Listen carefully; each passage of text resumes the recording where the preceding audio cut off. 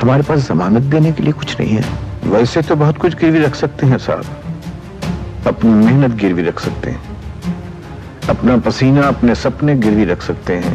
मजदूरी करने वाले आदमी के पास इसके सिवा और कुछ सरमाया तो है नहीं। किसकी मदद कर सकता है मैनेजर साहब, मैं पूछ सकता हूं? उन्हीं लोगों की जो पहले से ही लाखों में खेल रहे हैं, उनकी मदद कर सकता है। वो जो दौलत से दौलत को खींचते हैं, उन्हीं की मदद कर सकता है। इंडिया आस्क ने दिलीप साहब के गुजरने के बाद भी सीरीज जारी रखी है। कुछ कॉमेडियन ऐसे हैं जो लोगों को हंसाते हैं, लेकिन दिलीप साहब को कुछ इस तरह से श्रद्धांजलि दी। देखिए इंडिया आस्क की ये रिपोर्ट। मशहूर कलाकार राजू श्रीवास्तव जी हमारे साथ हैं, उस साहब के बारे में भी याद करेंगे। इनसे पूछते हैं आप किस तरह से संदेश देते हैं? दिलीप साहब यानी यूसुफ खान साहब, उनके बारे में बोलने के लिए हम लोग बहुत छोटे हैं और हमारा वो कद नहीं है कि हम उनके बारे में दो शब्द बोल पाएँ। वो तो एक्टिंग के इंस्टीट्यूट थे, एक संस्थान थे।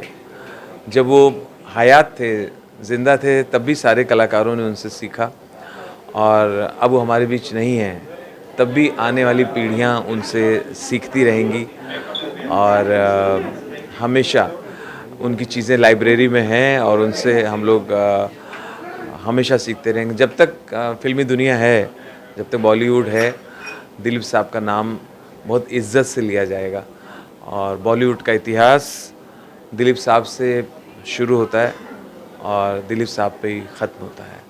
बहुत बड़ी हस्ती थे।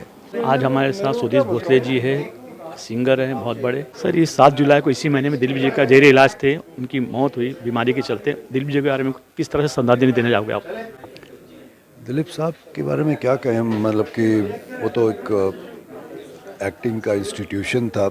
हमारे जितने भी सुपरस्टार हैं सब ने उनको फॉलो किया है और उन्होंने सिखाया एक्टिंग क्या होती है।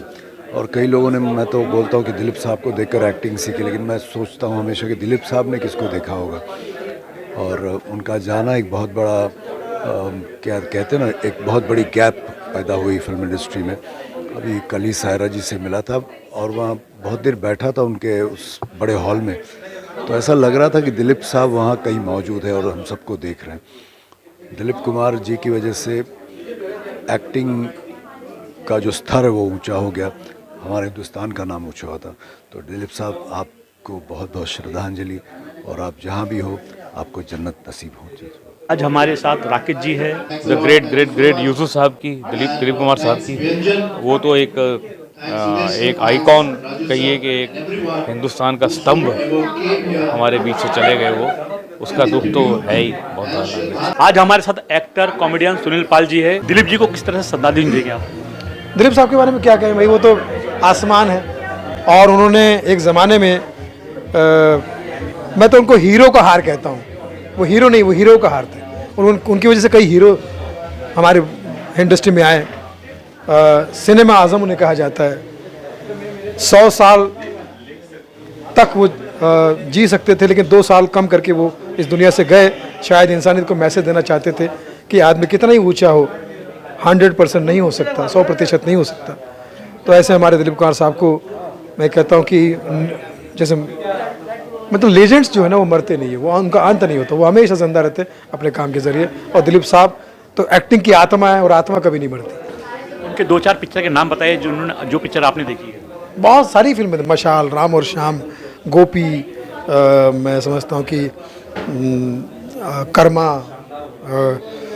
कितनी सारे, बहरहाल, और बहुत अच्छी। 60 से ज़्यादा पिक्चर में दिलीप साहब ने काम किया। कोई एक पिक्चर का सीन याद है आपको? उनकी बहुत सारे डायलॉग मुझे याद है। एक तो मुझे याद है कि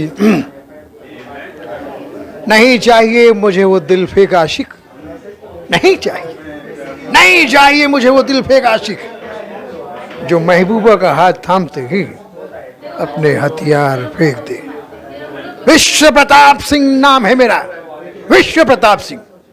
और सिंह शेर को कहते हैं, और शेर को अपनी लड़ाई लड़ने के लिए तुम जैसे छोटे मोटे लोगों की जरूरत नहीं है। अकेला लड़ेगा ये विश्व प्रताप सिंह। सुना तुमने? अब तुम जा सकते हो, बदतमीजी की जरूरत नहीं है। कर्मा फिल्म। सुनील पाल जी ने अपने अंदाज में दिलीप साहब को श्रद्धांजलि दी। मैं इंडिया आज से सलाम का